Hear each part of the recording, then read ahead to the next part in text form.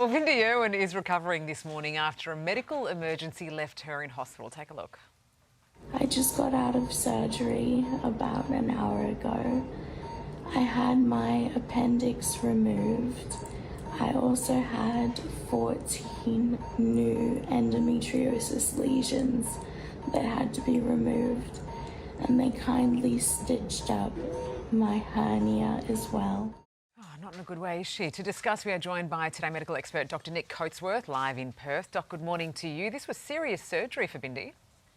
Yeah, it certainly is, Sarah. And of course, the appendix, geez, it's a funny part of the body. You don't actually need it. It sits down there at the joint between the small and the large bowel. But if it gets clogged off by a variety of causes, you'll get an overgrowth of bacteria, you get inflammation, pain. And if it goes on for too long, Sarah, it can actually rupture, and that is a medical and a surgical emergency and requires that sort of urgent surgery. Well, in this case, Bindi did have a ruptured appendix. I mean, I had my appendix removed over Christmas and mine thankfully didn't rupture, but the pain is extreme.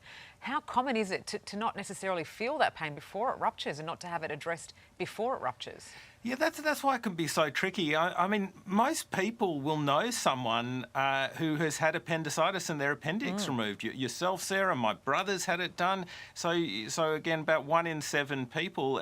Sometimes you just don't feel the pain until it does rupture, and then it can be a very brutal onset of symptoms, severe right-sided pain just above the hip, fevers, shakes, and your blood pressure can drop and get sepsis. So it's no small thing, and of course, Bindi, they're also telling us that the surgeons saw a recurrence of her endometriosis, and they also took steps to remove some of that, which will also help her in her recovery from pain. Yeah, she's spoken publicly about her battle with endometriosis. Just how common is it to have these longer-term impacts?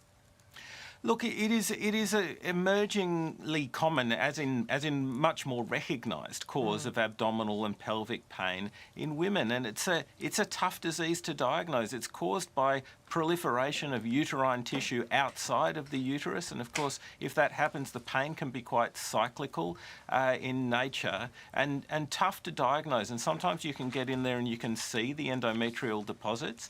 The surgeons have taken them out in this case. That's a good thing. Yeah. But even then, it raises some complications, because when you take something out of the body, it's going to create a scar, and sometimes even that scar can cause problems down the track. So, look, she's not out of the woods yet, but I do wish Bindi all the best for a full recovery. It's a tough thing to go through. Yes, we echo those sentiments, absolutely. Nick, thanks so much for joining us this morning. Thanks.